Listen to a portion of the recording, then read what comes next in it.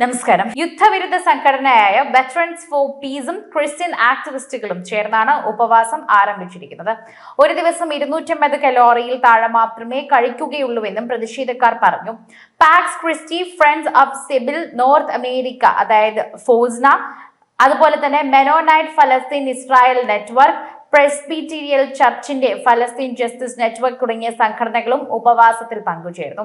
സഹായം എത്തിച്ചില്ലെങ്കിൽ ഗസയിൽ അടുത്ത 48 മണിക്കൂറിനുള്ളിൽ 14,000 കുഞ്ഞുങ്ങൾ മരണപ്പെടുമെന്ന് ഐക്യരാഷ്ട്രസഭയുടെ ഹ്യൂമാനിറ്റേറിയൻ വിഭാഗം തലവൻ ടോം ഫ്ലെച്ചർ അടുത്തിടെ വ്യക്തമാക്കിയിരുന്നു. ഇസ്രായേൽ ഏർപ്പെടുത്തിയ സമ്പൂർണ്ണ ഉപരോധം തന്നെ മൂലം 11 ആഴ്ചയായി ഗസ കടുത്ത പ്രതിസന്ധി നേരിടുകയായിരുന്നു. ഭക്ഷണം, മരുന്ന്, ഇന്ധനം എന്നിവയുടെ കുറവ് പ്രദേശത്തെ കാര്യമായി ബാധിച്ചിട്ടുണ്ട്. പരിമിതമായ സഹായ ട്രക്കുകൾക്ക് അനുമതി ലഭിച്ചെങ്കിലും തന്നെ ഗസയിൽ ഭക്ഷ്യവിതരണത്തിന് ഇനിയും സംവിധാനമായിട്ടില്ല.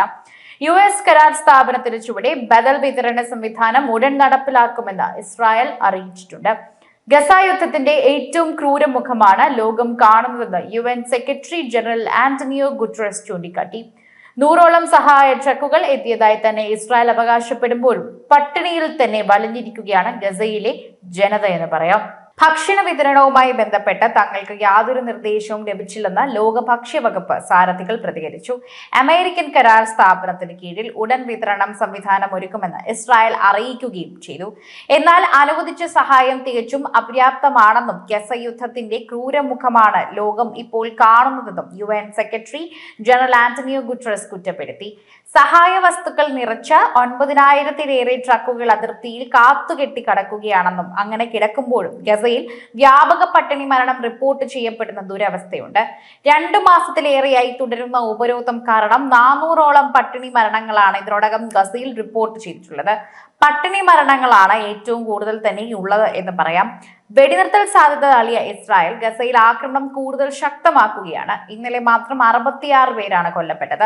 ഗസയോട് ഇസ്രായേൽ കരുണ കാണിക്കണമെന്നും അതുപോലെ ലോകാരോഗ്യ സംഘടന മേധാവി ടെഡ്രോസ് അദാനം ഗബ്രിയേസ് ഗസയിലെ ജനങ്ങൾക്ക് ഭക്ഷണവും മെഡിക്കൽ സഹായവും ലഭ്യമാക്കുമെന്നും അദ്ദേഹം ആവശ്യപ്പെട്ടു.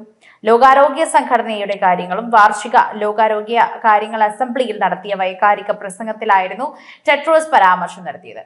ഗസയിലെ ജനങ്ങളുടെ അവസ്ഥ എനിക്ക് ചിന്തിക്കാൻ കഴിയുമെന്നും എനിക്കത് ദൃശ്യവൽക്കരിക്കാൻ കഴിയുമെന്നും കൂട്ടിച്ചേർത്തു. എനിക്ക് ശബ്ദങ്ങൾ പോലും കേൾക്കാൻ കഴിയുമെന്നും ആളുകൾ എങ്ങനെ കഷ്ടപ്പെടുന്നുവെന്ന് നിങ്ങൾക്ക് സങ്കല്പിക്കാൻ കഴിയുമെന്നും പറഞ്ഞു. ഭക്ഷണവും മെഡിക്കൽ ഉപകരണങ്ങളും ഗസയിൽ ജനങ്ങൾക്ക് ലഭ്യമാക്കണമെന്നും ടെഡ്രോസ് തന്നെ കൂട്ടിച്ചേർക്കുന്ന വാക്കുകളിൽ വ്യക്തമായി തന്നെ പറയുന്നുണ്ട്.